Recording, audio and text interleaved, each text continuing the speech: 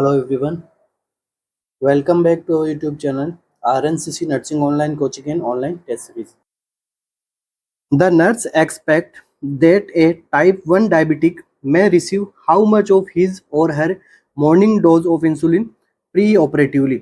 एक पेशेंट है जिसका ऑपरेशन होना है, तो देखिए ऑपरेशन से पहले वाले टाइम को अपन क्या कहते हैं, प्री ऑपरेटिवली। ऑपरेशन के ड्यूरेशन में ऑपरेशन होता है और ऑपरेशन के बाद में हम जो होगा उसको हम क्या कहते हैं, पोस्ट ऑप। ठीक है, पोस्ट ऑपरेटिवली। तो यहाँ पे क्या कहा गया कि एक जो नर्स है वो क्या एक्सपेक्ट करती है कि एक जो डायबिटिक पेशेंट अपने पास में और उसका क्या सर्जरी होनी है, तो उससे पहले वो कितनी इंसुलिन की डोज ले सकेगी मॉर्निंग डोज में। ठीक है, मॉर्निंग डोज में अगर उसका इंसुलिन रिक्वायर्ड है तो कितना डोज लेगा इंसुलिन का, मतलब कंप्लीट डोज का। अगर कंप्लीट डोज 100% है, लाइक वो 10 यूनिट इंसुलिन लेता है डेली मॉर्निंग में, अब उसका क्या होना है, सर्जरी होनी है उस दिन पे, तो अब 10 यूनिट की जगह कितना लेगा, ये आपसे एमसीक्यू पूछा गया है। ऑप्शंस अपने पास में क्या है, 10 to 20%, 25 to 40%, 50 to 60% या फिर 85 to 90%। कितना परसेंट है जो वो इंसुलिन लेगा, कंज्यूम करेगा।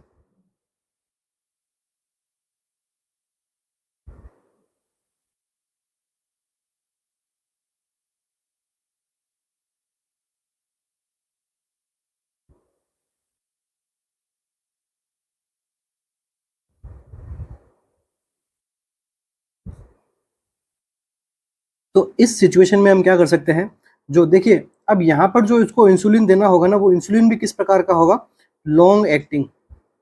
अब लॉन्ग एक्टिंग इंसुलिन कौन सा होता है, ग्लार्गिन।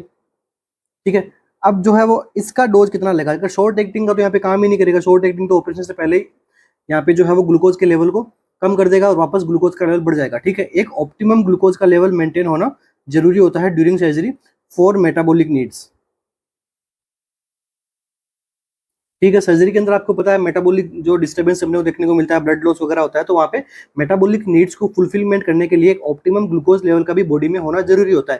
ठीक है, इसके लिए वो देखिए शॉर्ट एक्टिंग अगर इंसुलिन लेगा तो वो थोड़े टाइम के लिए एक्ट करेगा और वो आदमी वो उसका टाइम ड्यूरेशन खत्म हो जाएगा तो शुगर लेवल वापस बढ़ा देगा। तो इसके लिए अपन काम कौन सा लेते हैं, सबसे पहले तो ग्लार्गिन लॉन्ग एक्टिंग इंसुलिन। अब इसका भी कितना परसेंट लेगा, अगर ये अपनी फुल डोज ले लेगा तो मतलब वो तो 24 आवर्स के लिए कंप्लीट हो जाएगा। ठीक है, 24 आवर्स के लिए जो है वो क्या करेगा, हाइपोग्लाइसीमिया वाली कंडीशन कोज कर सकता है ड्यूरिंग ऑपरेशन, क्योंकि वहाँ पे ब्लड लॉस हो रहा है, ब्लड लॉस में भी ग्लूकोज लॉस हो रहा है और इंसुलिन की वजह से भी ग्लूकोज लॉस हो रहा है। तो इसका अपन फुल डोज कभी नहीं देते हैं। अपना कितना डोज लेते हैं अपन इसका, 50 to 60%।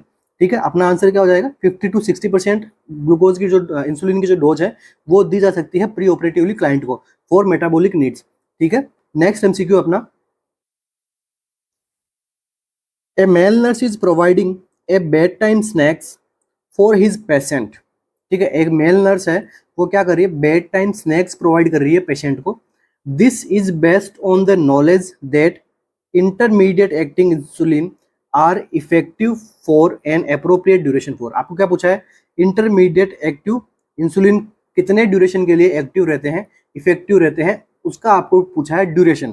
ठीक है, अब आपको ये पता होगा तभी आप उसको क्या दे रहे हो, बेड टाइम स्नैक्स दे रहे हो। ठीक है, क्योंकि वो काउंटर रेगुलेटरी वाला हार्मोन वाला टॉपिक दिमाग में लेके आ जाओ, क्योंकि वहां पे आपको पता लग जाएगा। ठीक है, ऑप्शंस क्या है अपने पास में, 6 to 8 hours, 10 to 14 hours, 14 to 18 hours या फिर 24 to 28 आवर्स। ठीक है, ये एमसीक्यू सारे एमसीक्यू एम्स के अंदर पूछे हुए हैं, कोई भी ऐसा एमसीक्यू रैंडम एमसीक्यू नहीं है। ठीक है, तो कितना है वो इंटरमीडिएट एक्टिंग इंसुलिन का इफेक्टिवनेस कितने टाइम तक रहता है, ये एग्जाम में पूछा गया था। तो क्या रहेगा इसका करेक्ट आंसर।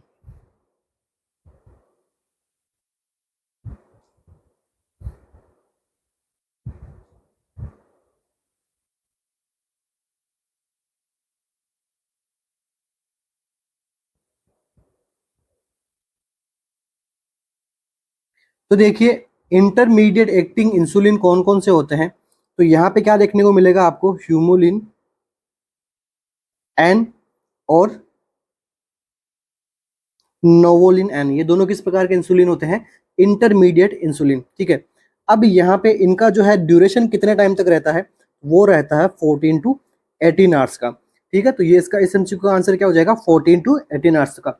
तो इसी प्रकार से आपको जो है वो बाकी के इंसुलिन का ड्यूरेशन भी और पीक टाइम भी आपको पता होना चाहिए, और कौन सा रैपिड है, कौन सा स्लो काम करता है, कौन सा लॉन्ग एक्टिंग है, ये सब भी आपको पता होना जरूरी है। तो आज का अपना टॉपिक क्या रहेगा, types of insulin.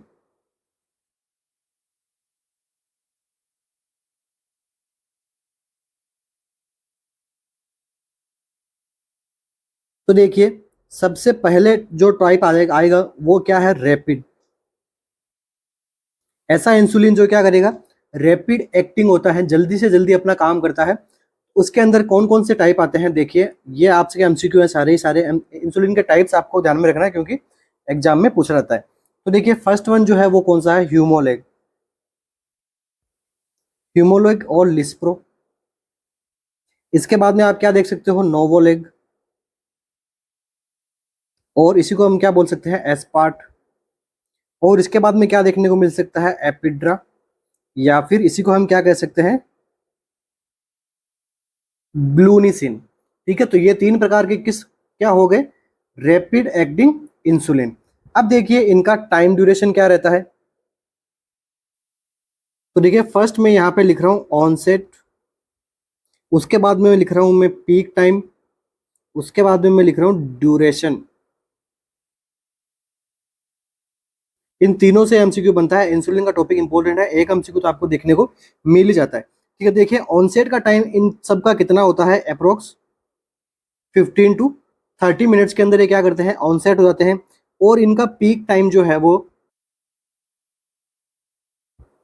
60 to 90 minutes, और उसके बाद में ये एक्टिव कितने टाइम तक रहते हैं, ड्यूरेशन इतना कितना रहता है, 3 to 5 आवर्स तक क्या रहता है, इनका ड्यूरेशन रहता है। इसलिए इनको रैपिड, और अपन इसको आगे इसका ड्यूरेशन के हिसाब से अपन इसको काम में ले सकते हैं। ठीक है, अब इनका एक्सपायर, इंसुलिन एक्सपायर कब हो जाएगा, rapid, so with in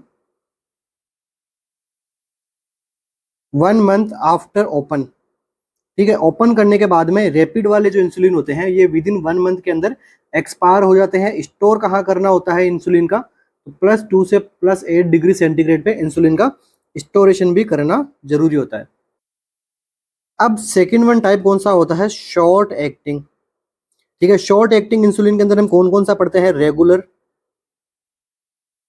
regular को हम आर से भी डिनोट करते हैं। इसके बाद में ह्यूमलिन एंड नोवोलिन। ठीक है, दोनों ही किस प्रकार के हैं, एन। और इसके बाद में अपन क्या पढ़ सकते हैं इसके अंदर,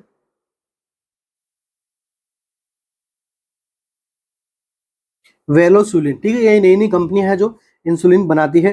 तो मेनली अपना कौन सा है, रेगुलर इंसुलिन, ह्यूमोलिन इंसुलिन, इनसे एमसीक्यू बनते हैं। तो इनका देखिए ऑनसेट का टाइम ड्यूरेशन कितना रहता है, 30 to 60 मिनट्स ऑनसेट। एंड इनका पीक टाइम रहता है 2 to 5 आवर अप्रोक्स। ठीक है, ऐसा नहीं कि भाई अगर रेंज पूछते हैं, ठीक है, जनरल एग्जाम में एग्जैक्ट पूछेंगे तो इनका बीच का आंसर अपने को ले लेना है। ठीक है, अब इसके बाद में इनका पीक ड्यूरेशन वो है, वो कितना रहता है, 6 to 8 आवर्स का इनका क्या रहता है, ड्यूरेशन रहता है। ठीक है, इनसे अगर एमसीक्यू पूछे तो आपको ध्यान में रखना है। इसके बाद में टाइप थर्ड कौन सा आता है, इंटरमीडिएट,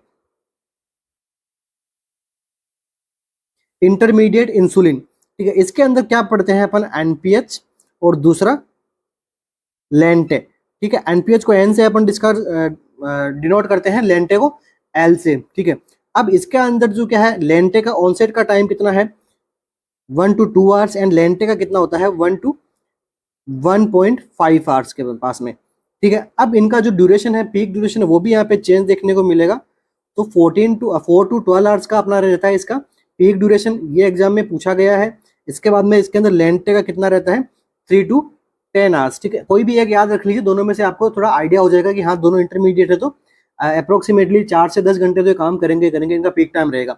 इसके बाद में इनका ड्यूरेशन कितना रहता है, 18 to 24 आवर्स, दोनों का इसका ड्यूरेशन देखने को मिलता है। नेक्स्ट वन कौन सा आता है, लॉन्ग एक्टिंग। ऐसे इंसुलिन जो क्या करते हैं, लंबे टाइम तक एक्ट करते रहते हैं।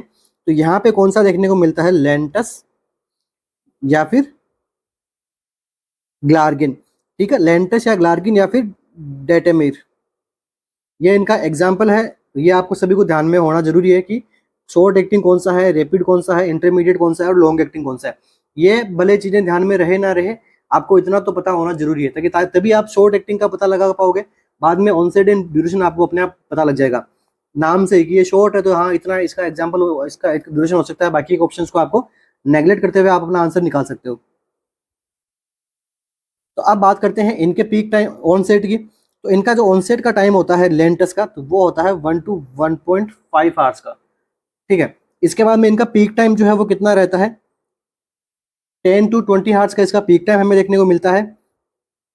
और इसका जो टाइम ड्यूरेशन है वो कितना रहता है, 20 to 24 आवर्स का इसका टाइम ड्यूरेशन देखने को मिलता है। नेक्स्ट आप पढ़ेंगे तो वो क्या पढ़ेंगे, प्री मिक्स्ड, ये एक नई कैटेगरी है,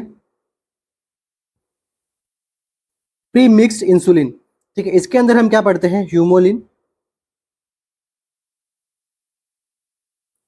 30/70, मतलब दो प्रकार के इंसुलिन को बना के इंसुलिन बनता है। ठीक है, नोवोलिन, ह्यूमालोग। ठीक है, तो इस प्रकार से इंसुलिन बनता है, वो क्या है, प्री मिक्स्ड। इनका आपको टाइम ड्यूरेशन वगैरह अभी तक एग्जाम में नहीं पूछा गया है। तो ये टॉपिक हो गया अपना कौन सा, इंसुलिन टाइप्स। ठीक है, बाकी मैंने इंसुलिन के बारे में आपको एमसीक्यू बताया था, कितने गोज की नीडल काम में लेते हैं, तो 25 से 26 गोज की नीडल अपन काम में लेते हैं। कुछ बुक्स में 25 दिया हुआ है, कुछ में 26 है। तो एग्जाम में आपको देखना है ऑप्शंस के अंदर कौन सा आपको करेक्ट मानना है। ठीक है, 25 है, 26 नहीं तो 25 मान लेना। इस प्रकार से अपन कर सकते हैं। ठीक है, स्टोर कहाँ पे रखना होता है इंसुलिन को, ये भी आपको पता हो गया होगा। ठीक है, रूम टेम्परेचर भी रखते हैं कुछ इंसुलिन को, बट मेनली स्टोर कहाँ रखते हैं, 2 to 8 डिग्री सेंटीग्रेड पे, ठंडी जगह पे। नेक्स्ट एमसीक्यू अपना, a nurse is preparing a plan of care for a client with diabetic mellitus who has hyperglycemia। एक नर्स क्या करेगी, प्लान ऑफ केयर यहाँ पे प्रिपेयर कर रही है क्लाइंट के लिए, जो क्लाइंट को क्या है, हाइपरग्लाइसीमिया है और डायबिटिक मेलिटस है। The priority nursing diagnosis would be, तो क्या होगा, देखिए, high risk for deficient fluid volume, यहाँ पे उसकी फ्लूइड वॉल्यूम है वो कम रहेगी, इसके लिए बनाएगी। Deficit knowledge disease process and treatment, या फिर imbalance nutrition less than body requirement, या फिर डिसेबल्ड फैमिली कोपिंग कॉम्प्रोमाइज्ड। क्या रहेगा इसका करेक्ट आंसर,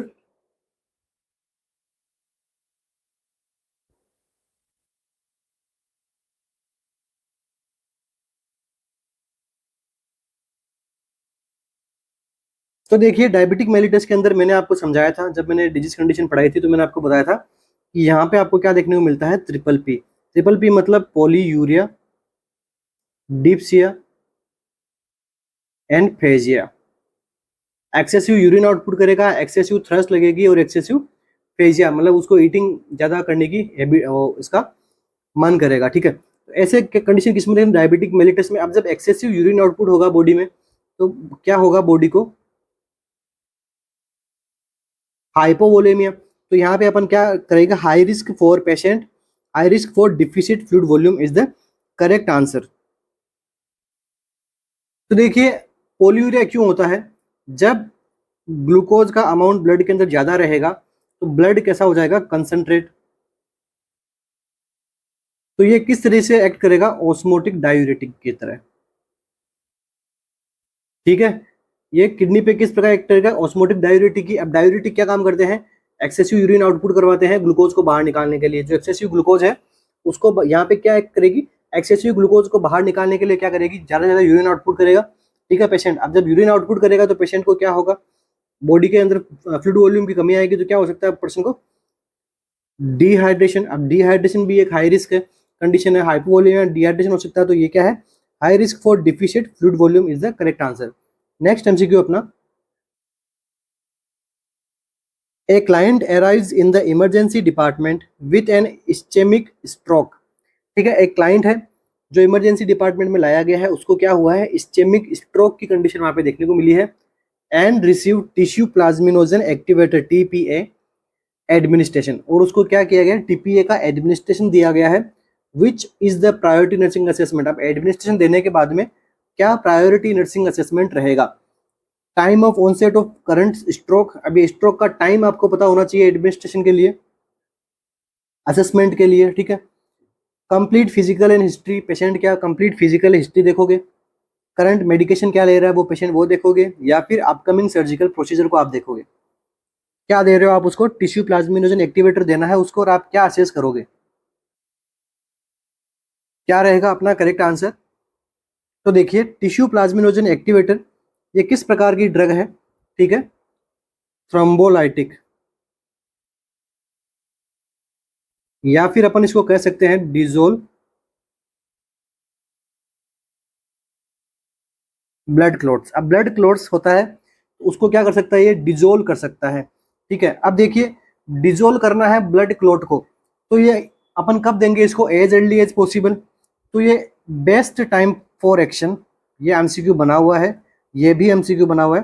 तो best time for action of TPA is less than 3 hours. ठीक है, अगर 3 घंटे के अंदर अंदर दे दिया गया है तो एकदम एक्यूरेट है, अच्छा रिस्पॉन्स आएगा।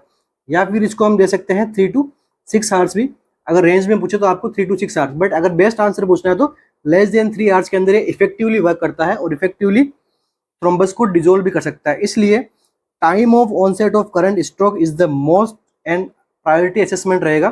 टिश्यू प्लाज्मा एक्टिवेटर आपका करना है, उसको एडमिनिस्टर करना है, उसके लिए आपको टाइम का पता होना जरूरी है, क्योंकि 6 घंटे के बाद में तो ये ड्रग कोई काम करेगी नहीं, डिजोल्व कर देगी, बट तब तक पेशेंट को बचा पाना थोड़ा मुश्किल हो जाएगा, थोड़ा क्रिटिकल हो जाएगा। ठीक है, इसके लिए यहाँ पे टाइम जरूरी होता है। अब देखिए आज का अपना टॉपिक क्या है, स्ट्रोक। स्ट्रोक को ही हम क्या बोलते हैं? Cerebro vascular accident. अब देखिए इसका क्या मतलब होता है?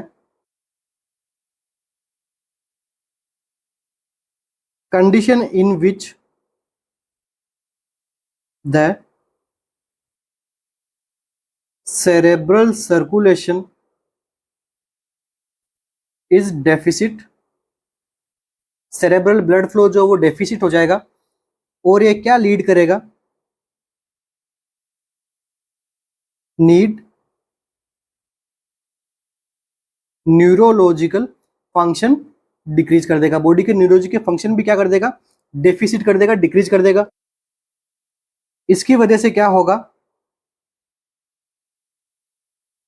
सेरेब्रल एनोक्सिया, मतलब क्या हो गया? ऑक्सीजन की वहां पे जो है वो एकदम डिक्रीज हो गई, ब्लड सर्कुलेशन डिस्टर्ब हो गया। तो अब अगर cerebral anoxia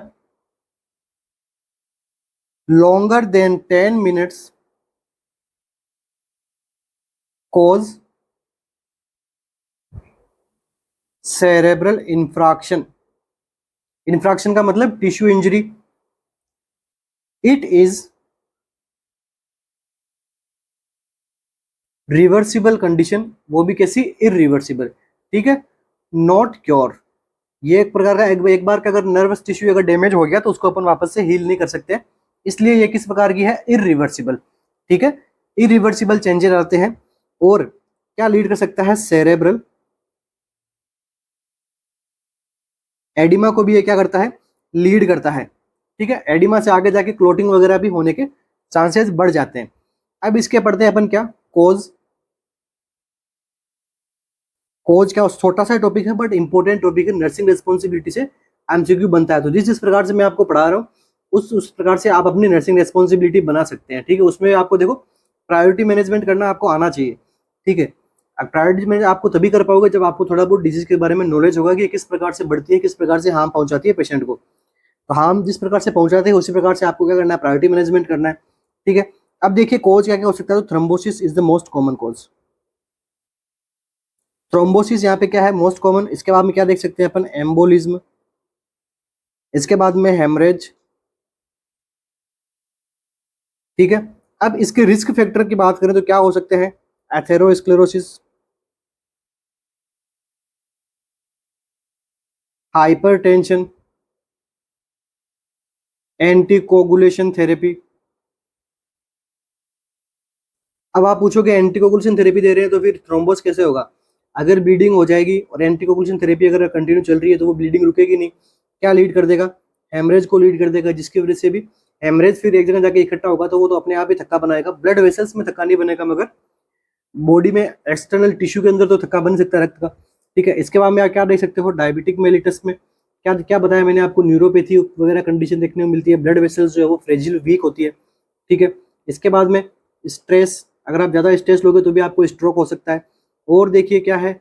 oral contraceptive pills. ठीक है, तो ये इस प्रकार ये इसके क्या है? रिस्क फैक्टर है। अब हम बात करते हैं इसके क्लिनिकल फीचर की। तो देखिए जब आपके पास में कोई स्ट्रोक का पेशेंट या सीवीए का पेशेंट आता है तो आपको क्या करना रहता है? एकदम फास्ट उसका असेसमेंट करना होता है, जल्दी से जल्दी, क्योंकि आपके पास में टाइम बहुत कम बचता है उसकी जान बचाने के लिए। तो आप क्या करोगे? Fast assessment.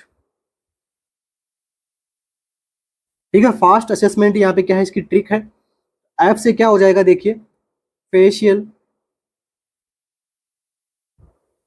Dropping, facial muscles की वहाँ पे क्या देखने को मिलेगी, ड्रॉपिंग देखने को मिलेगी जिस साइड में सीवीए हुआ है। राइट में हुआ तो लेफ्ट में होगी, लेफ्ट में हुआ तो राइट में होगी फेशियल मसल्स का ड्रॉपिंग। अब नेक्स्ट ए में आप क्या देख सकते हो, आर्म वीकनेस। आर्म का जो राइट जो डोमिनेंट पार्ट होता है उसका अपोजिट साइड में क्या रहेगी, वीकनेस रहेगी बॉडी के अंदर। और क्या देख सकते हो, एज से आपको क्या देख सकते हो, स्लरिंग ऑफ स्पीच, उसका जो स्पीच है वो प्रॉपर नहीं रहेगा। इसके बाद में टाइम, कितने टाइम में स्ट्रोक उसको हुआ है, कितनी देर होगी ऐसी कंडीशन की। तो ये क्या है, फास्ट असेसमेंट।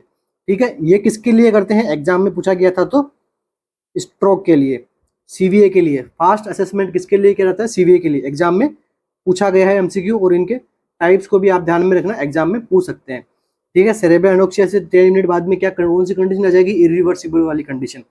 ठीक है, अब हम बात करते हैं इसके और साइन एंड सिम्टम की। तो देखिए क्लिनिकल फीचर अपन चल रहे हैं। इसके बाद में क्या हो सकता है, एपहाशिया पेशेंट को।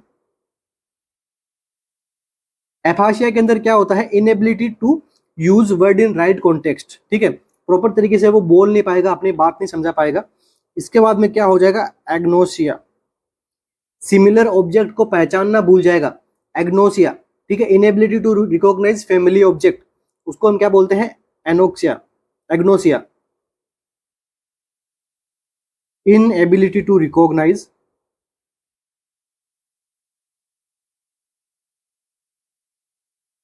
Family object. ठीक है, इसके बाद में क्या देखने को मिलेगा, एप्राक्सिया,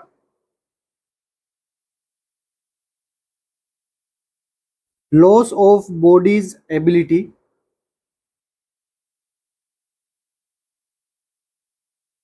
to carry out skilled movement. जो हम हमारे मूवमेंट होते हैं, फाइन मूवमेंट होते हैं, वो अपन नहीं कर पाएंगे अच्छी तरीके से, या फिर बॉडी के मूवमेंट, गेस्चर। ठीक है, गेस्चर या बॉडी का जो पोस्चर है उसको हम मेंटेन नहीं कर पाएंगे। ठीक है, तो मतलब फिजिकल इनएबिलिटी का आना मतलब क्या कहलाता है, एप्रेक्सिया। इसके बाद में देखिए और क्या साइन देखने को मिलेगा, हेमिनोप्सिया। हेमिनोप्सिया क्या होता है, देखिए इसको वापस मैं लिखता हूँ एक बार। हेमिनोप्सिया क्या होता है, blindness of one half the visual field. उसका विजुअल फील्ड में एक तरह का एक तरफ से दिखना बंद हो जाएगा। इसको हम क्या बोलते हैं, हेमिनोस्पिया। इसका ही अपोजिट क्या होता है, देखिए ऑनोनिमस हेमिनोस्पिया। मतलब क्या हो गया यहाँ पे, जैसे अपनी क्या है, दोनों साइड की आंखें, और दोनों के साइड के अंदर क्या हो गया, हाफ हाफ साइड का विजुअल फील्ड दिखना बंद हो गया। और यहाँ पे क्या होता है, किसी भी एक आंख में हाफ साइड का विजुअल फील्ड ब्लाइंड हो जाता है, तब क्या बोलते हैं इसको, हेमिनोस्पिया। दूसरा होमोनोमस हेमिनोप्सिया क्या होता है, दोनों आंख के अंदर, ठीक है, बोथ आइज के अंदर हाफ फील्ड कैसा हो जाए, ब्लाइंड हो जाए, इसको हम क्या कहते हैं, होमोनिमस हेमिनोप्सिया। तो दोनों ही टर्म इंपॉर्टेंट है, स्ट्रोक के अंदर आती है, तो ध्यान में रखिएगा, एग्जाम में एमसीक्यू बनता है इनसे। इसके बाद में क्या होता है, neglect syndrome.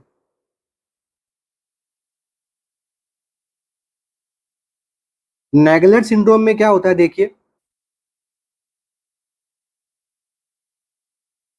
Unaware about clients paralysed body. ठीक है, जिस क्लाइंट के अंदर स्ट्रोक होता है उसमें क्या देखने को मिलता है, नेगलेक्ट सिंड्रोम। ठीक है, जिस साइड में स्ट्रोक हुआ उसके अपोजिट साइड की बॉडी क्या हो जाएगी, पैरालिसिस। अब उसको उसका पता ही नहीं चलेगा कि उसकी बॉडी है कि नहीं है, मतलब नेगलेक्ट करेगा वो उसको। ठीक है, इसके अंदर यूनिलेटरल नेगलेक्ट और बाइलेटरल नेगलेक्ट दोनों आता है। इसके बाद में देखिए क्या है, अल्टर्ड पोजीशन वगैरह ये सब चीजें, वैक्सी फ्लेक्सिबिलिटी चीजें देखने को मिल सकती है स्ट्रोक वाले केस में। अब हम बात करते हैं क्या, ट्रीटमेंट।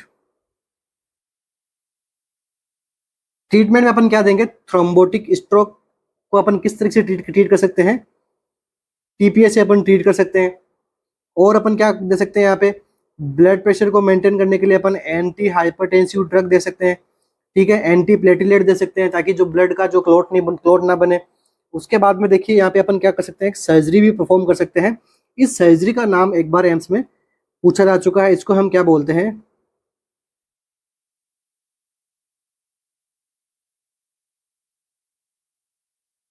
एंडाटेरेक्टोमी, तो ये किसके लिए करते हैं अपन? स्ट्रोक के केस में जिस जगह पे स्ट्रोक होता है उसको ट्रीट करते हैं, ठीक है। हेमरेजिक स्ट्रोक के अंदर अपन क्या कर सकते हैं, इस सर्जरी को अपन परफॉर्म कर सकते हैं। तो देखिए टीपीए अपन कितना दे सकते हैं पेशेंट को, 0.09 mg पर केजी के हिसाब से अपन इसको टीपीए की स्टार्टिंग डोज अपन दे सकते हैं, और इसको मैक्स डोज इसकी कितनी दे सकते हैं, 25 mg तक, ठीक है। जिसके अंदर ये एज अर्ली एज पॉसिबल हमें क्या करना होता है, पेशेंट को देना होता है, ठीक है। प्राइमरी आउटकम के लिए अपन क्या स्टार्टिंग डोज क्या रखेंगे, 0.9 mg पर केजी के हिसाब से अपन क्या रहते हैं, टिश्यू प्लाज्मिनोजन एक्टिवेटर यहाँ पे परफॉर्म करते हैं, एडमिनिस्टर करते हैं पेशेंट के अंदर। तो ये अपना टॉपिक कौन सा हो गया, स्ट्रोक का। छोटा टॉपिक है मगर अपना इंपॉर्टेंट है, ठीक है। ध्यान में रखिएगा क्या क्या कंडीशन यहाँ पे देखने को मिल सकती है। नेक्स्ट एमसीक्यू अपना, during the first 24 hour after thrombolytic therapy for ischaemic stroke, ठीक है। इस्चेमिक स्ट्रोक के अंदर आपको मैंने बताया था थ्रोम्बोटिक जो स्ट्रोक वगैरह ये सब जिसके अंदर आता है, the primary goal is to control the client. अब जो आपने थ्रोम्बोलाइटिक थेरेपी दी है स्ट्रोक के अंदर, अब इसका प्राइमरी गोल क्या है, पल्स का चेक करोगे आप, रेस्पिरेशन को अच्छा करने के लिए, ब्लड प्रेशर को अच्छा करने के लिए, या फिर टेम्परेचर को अच्छा करने के लिए, किस प्राइमरी गोल से जो है आप टीपीए प्रोवाइड कराते हैं पेशेंट को।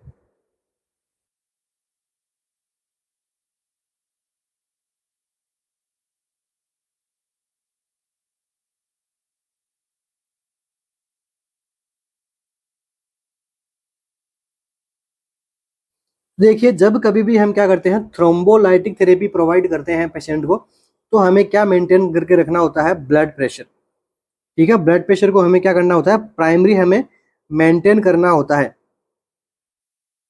क्योंकि देखिए इस्चेमिक हेमरेज के अंदर क्या, इस्चेमिक जब स्ट्रोक आता है तो अपन ने क्या पढ़ते हैं, अपन यहाँ पे क्लोटिंग वगैरह बन जाती है, तो अपन क्या करते हैं यहाँ पे थ्रोम्बोलाइटिक थेरेपी देते हैं। अब थ्रोम्बोलाइटिक थेरेपी की क्या कॉम्प्लिकेशन होती है, देखिए हेमरेज, ठीक है, हेमरेज होता है। अब इस हेमरेज को बचाने के लिए क्या करना होता है, हाइपरटेंशन को हमें कंट्रोल में करना होता है, मतलब ब्लड प्रेशर को हमें क्या रखना है, कंट्रोल में रखना है। क्योंकि अगर हेमरेज अगर करवा दिया, ब्लड प्रेशर भी हाई हो गया, तो वापस से क्या हो सकता है, स्ट्रोक हो सकता है पेशेंट को।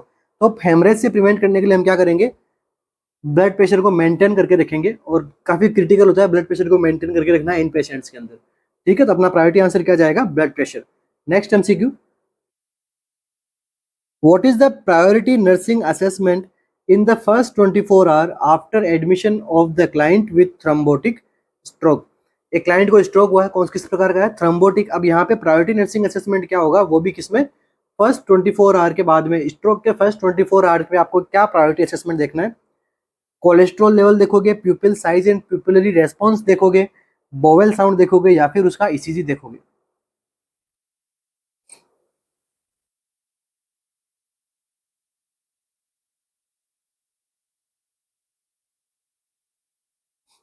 तो देखिए ऐसी कंडीशन में क्या करते हैं अपन, pupil size and pupillary response को अपन क्या करते हैं, प्रायोरिटी देते हैं, इनके रेस्पॉन्स को हम देखते हैं। क्योंकि अगर स्ट्रोक होता है तो सीधा सीधा किसका अफेक्ट करती है, क्रेनियल नर्व को ही अफेक्ट करेगा। अब क्रेनियल नर्व के अफेक्ट ना करे इसके लिए हम क्या पता लगाएंगे, भाई प्यूपिल साइज अगर वो सब नॉर्मल तरीके से एक्ट कर रही है, प्यूपिलरी रेस्पॉन्स अच्छा आ रहा है, तो मतलब क्या क्रेनियल नर्व अच्छी है, कोई जरा घबराने वाली बात है नहीं, ठीक है। अब इसीलिए अपन क्या करते हैं, प्रायोरिटी अपन क्या असेसमेंट करेंगे यहाँ पे, ठीक है, प्यूपिल साइज का एंड प्यूपिल रेस्पॉन्स का। अब देखिए, तो pupil size and pupil response अपन कौन सी नर्व से अपन पता लगा सकते हैं, ऑक्यूलो मोटार नर्व से, ठीक है। ऑक्यूलो मोटार कौन कितने नंबर की होती है, थर्ड नर्व, ठीक है। इस प्रकार से अपने ऑक्यूलो मोटार नर्व का भी पता लगेगा, क्रेनियल नर्व का भी पता लगेगा, और जो है वो स्ट्रोक के केस में प्यूपिल साइज वगैरह ये सब चीजें इंपॉर्टेंट होती है। इन्हीं को अपना प्रायोरिटी असेसमेंट रखते हुए अपना अपना काम करना होता है। Next MCQ, which of the following symptom may occur with the phenytoin level of 32 mg per dl। फिनेटोइन का लेवल अगर 32 mg पर डीएल आ रहा है तो वहां पे क्या सिम्टम देखने को मिलेगा, ataxia and confusion, sodium depletion, tonic clonic scissor, या फिर यूरिनरी इनकॉन्टिनेंस।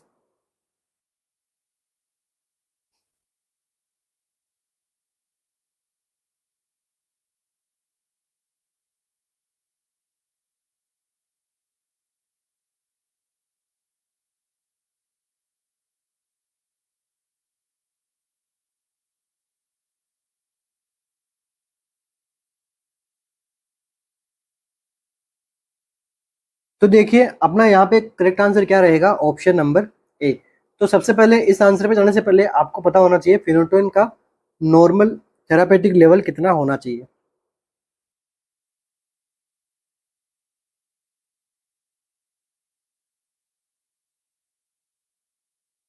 तो ये कितना होना चाहिए, 10 to 20 mg/dl।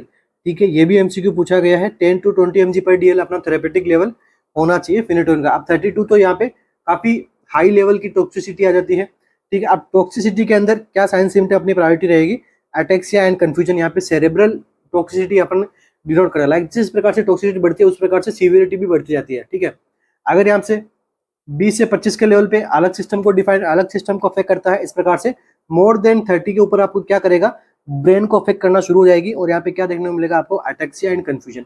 बाकी आप क्या देख सकते हो, पेशेंट के अंदर नेस्टिग्मा देख सकते हो, स्पीच प्रॉब्लम देख सकते हो, वॉमिटिंग देख सकते हो, लिथार्जी कंडीशन देख सकते हो। बाकी जो कॉमन प्रॉब्लम्स होती है ये सब चीजें आप देख सकते हो। अब देखिए फिनोटोइन की टॉक्सिसिटी से और भी एमसीक्यू बनते हैं। तो इसके लिए आपके लिए एक क्या है, एक मिनोमिक है जिसको हम क्या बोलते हैं, हॉट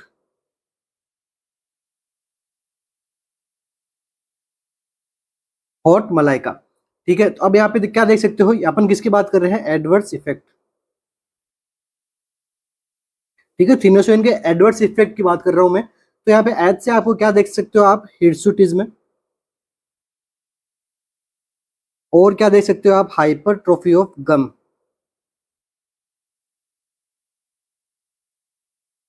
ठीक है, इस सिम्टम के अलावा और क्या सिम्टम देखने को मिलते हैं और यहाँ से भी एमसीक्यू बनता है, like digoxin, lithium, magnesium sulphate, anti psychotic drugs, फिनेटोइन।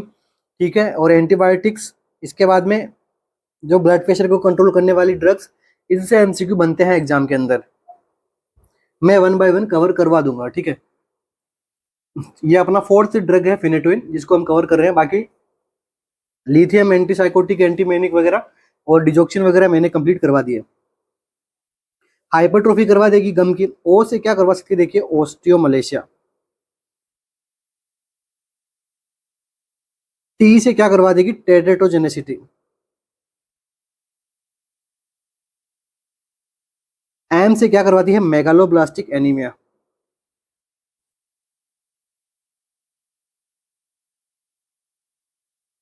ये एमसीक्यू पूछा हुआ है, हिस्टोटिज्म का पूछा हुआ है, हाइपरट्रोफी ऑफ गम का पूछा हुआ है। ठीक है, और देखिए ए से आपको क्या करवा सकती है, एटेक्सिया एंड नेस्टिगमस वाली कंडीशन। एल से क्या करवा देगी, लिम्फेडिनोपैथी।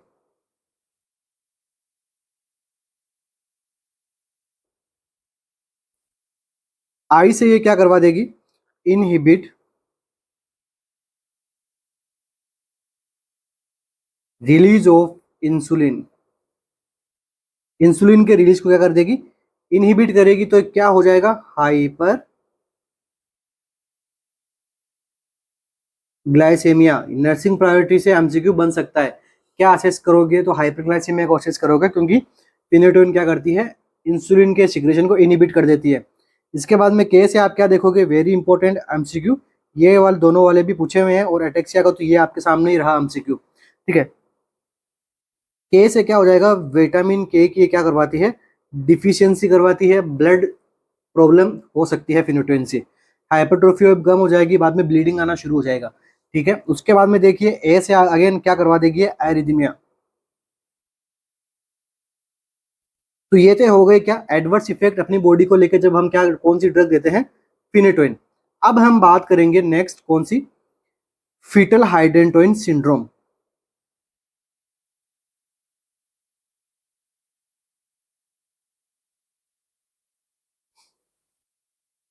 कौन सी ड्रग की वजह से होता है, तो फिनेटोइन की वजह से। इंपॉर्टेंट एमसीक्यू है, बहुत बार पूछा गया है। इस सिंड्रोम के अंदर क्या देखने को मिलता है, तो बच्चे के अंदर हाइपोप्लेटिक फ्लेंजिस देखने को मिलेगी। और क्या देखने को मिलेगा आपको, क्लेफ्ट लिप एंड पैलेट। और क्या देखने को मिलेगा आपको, माइक्रोसिफेली। ठीक है, बच्चे का हेड है वो कैसा होगा, छोटा रहेगा। ठीक है, ये तो बात होगी अपने फीटल हाइडेंटोइड सिंड्रोम में क्या क्या देखने को मिलेगा। अब और क्या देखने को मिल सकता है आपको, विटामिन के के साथ में ये विटामिन B12 का भी डिस्टरबेंस करती है बॉडी के अंदर, एंड न्यूरोपैथीज भी साइन सिम्टम आते हैं। न्यूरोपैथीज के अंदर जैसे अटेक्सिया हो गया, वर्टिगो हो गया, तो ऐसे सारे सिम्टम्स किसकी वजह से अपने देखने को मिलते हैं, फिनेटोइन का लेवल जब बढ़ जाता है तब। ठीक है, तो बाकी ये टेरेटोजेनिसिटी क्या करती है, फीटल हाइडेंटोइन सिंड्रोम कॉज करवा देती है। तो ये होगी यहाँ पे इंपॉर्टेंट ड्रग कौन सी, phenytoin. Next MCQ, which of the following sign and symptom of increased ICP after head trauma would appear first. Head trauma होता है तो क्या होता है, इंक्रीज आईसीपी होता है, तो फर्स्ट एमसीक्यू ये हो गया, आफ्टर हेड ट्रॉमा आईसीपी बढ़ता है, इंट्राक्रैनियल प्रेशर बढ़ जाता है। तो अब यहाँ पे देखिए क्या पूछा आपको, फर्स्ट साइन पूछा या फिर earliest sign symptom of increase ICP आपसे पूछा गया है। ऑप्शंस अपने पास में क्या है, bradycardia, large amount of very dilute urine, मतलब क्या है, यूरिन का जो डाइल्यूशन है वो यहाँ पे क्या देखने को मिलेगा, लार्ज, रेस्टलेसनेस एंड कंफ्यूजन देखने को मिलेगी पर्सन को, या फिर वाइड पल्स प्रेशर देखने को मिलेगा। ठीक है, सभी चीजें देखने को मिलती है, बट इन सबसे पहले क्या मिलेगा,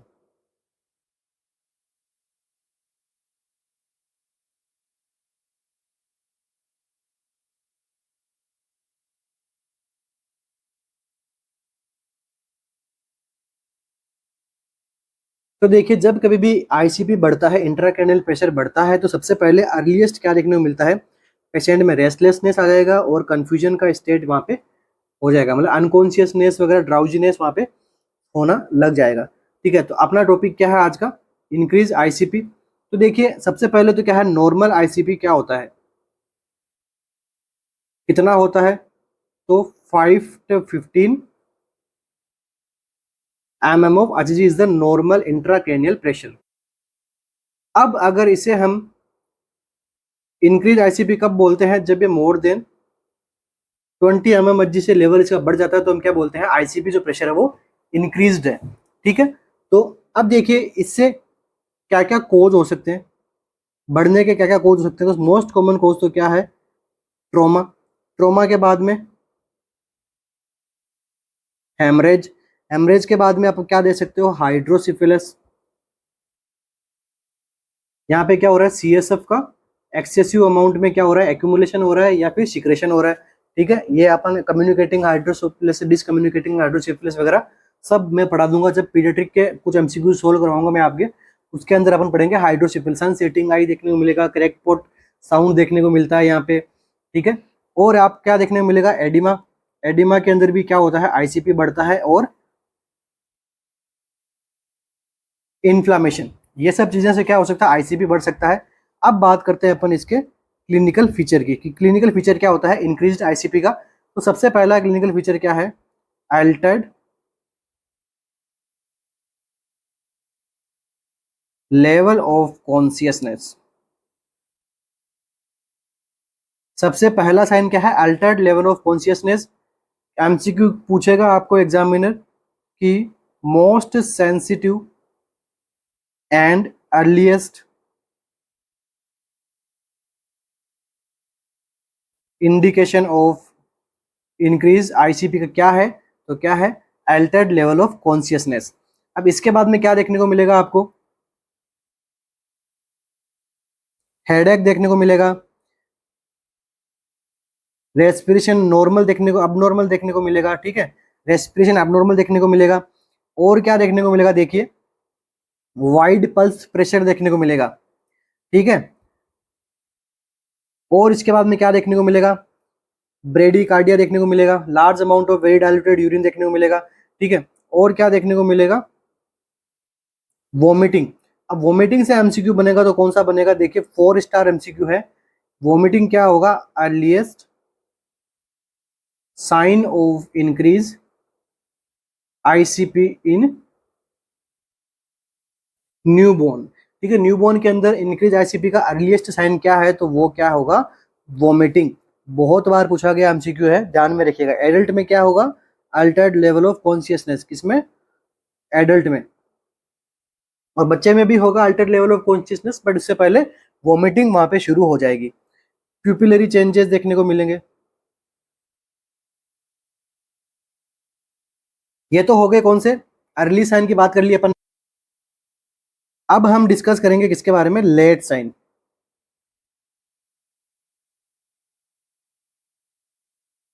late sign of ICP increase. अब इसके अंदर क्या देखने को मिलेगा, इंक्रीज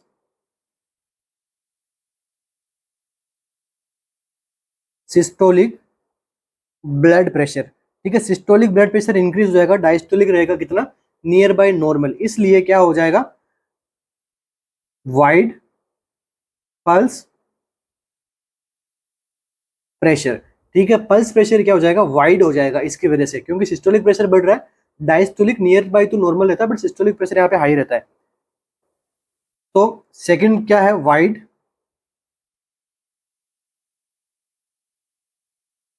पल्स प्रेशर। इसके बाद में नेक्स्ट क्या है,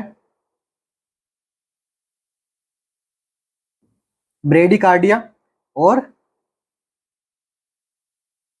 ब्रेडिप्निया। तो इन तीनों साइन को क्या बोलते हैं अपन,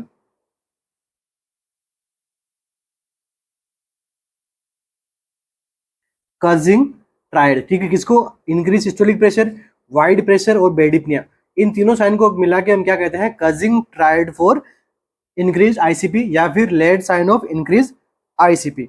इसके बाद में और क्या साइन देखने को मिल सकता है, तो सीजर। ठीक है, और उसके बाद में पॉजिटिव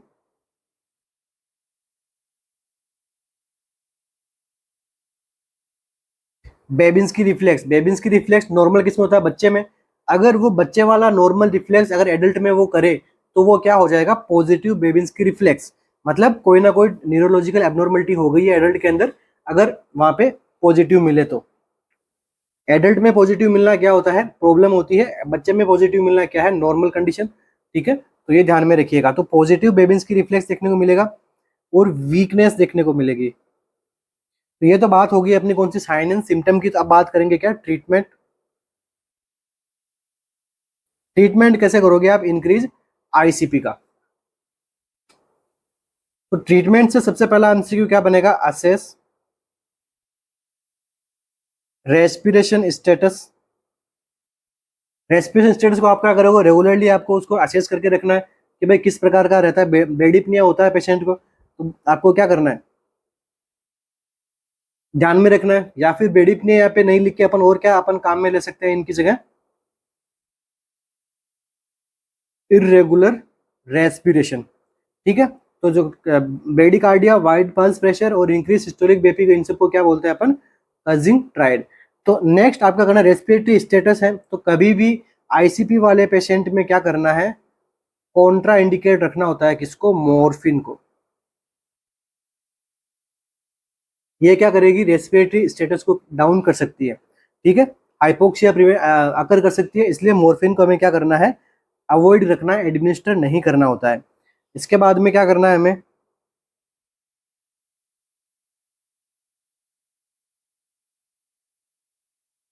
एयरवे की पेटेंसी अपने को बनाए रखनी है। नेक्स्ट इंपॉर्टेंट एमसीक्यू, पोजीशन क्या देंगे जिसकी आईसीपी बड़ी हुई है, तो सेमी फॉलर। कौन सी कॉन्ट्रा इंडिकेट रख देंगे अपन, ट्रेंडलनबर्ग। ट्रेंडलनबर्ग क्या रहेगी, कॉन्ट्रा इंडिकेट। नीचे रहेगा तो ग्रेविटी की वजह से क्या होगा, और ज्यादा प्रेशर वहां पे फील होगा ब्रेन में। इसके लिए ट्रेंडलनबर्ग पोजीशन को अपन क्या करेंगे, अवॉइड करेंगे। अब सेमीफाइलर के अंदर भी अपन क्या कर सकते हैं, change the position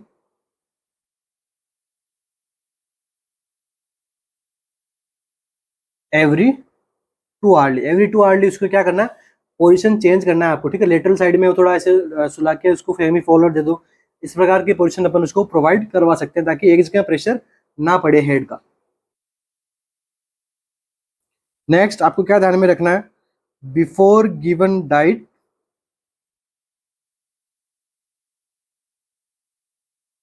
assess for gag reflex. Gag reflex का पता कर लेना भाई, अगर आप डाइट वगैरह दे रहे हो तो उससे पहले। ठीक है, और सीजर प्रिकॉशन भी रखना है। एंड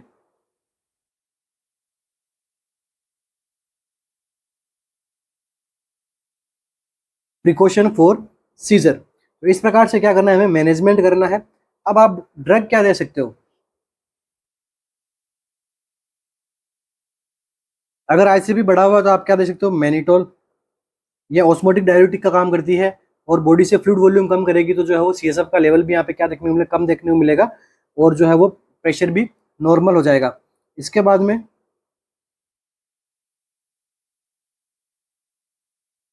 लिमिट करना है फ्लूइड इनटेक को 1200 ml पर डे तक, इससे ज़्यादा आपको फ्लूइड प्रोवाइड नहीं करना है।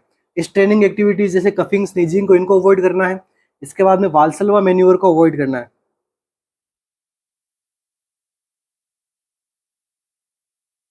ठीक है, वाल्सल्वा मैन्यूवर को भी अवॉइड करना होता है। अब देखिए सर्जिकल ट्रीटमेंट अपन क्या कर सकते हैं यहाँ पे, वीपी शंट वगैरह डाल सकते हैं। अगर यहाँ पे क्या हो रहा है, सीएसएफ का जब बहुत ज़्यादा सिक्रेशन हो रहा है तो आप वीपी शंट डाल दो। वेंट्रिकुलो पेरिटोनियल शंट वगैरह अपन डाल सकते हैं, ठीक है, अगर वो कंडीशन ठीक नहीं होती है तो। अब देखिए वीपी शंट से क्या एमसीक्यू बनता है, वीपी शंट से एमसीक्यू बनता है क्लाइंट की पोजीशन क्या रखेंगे यहाँ पे, तो पोजीशन हम क्या रखेंगे, सुपाइन विथ टर्न हेड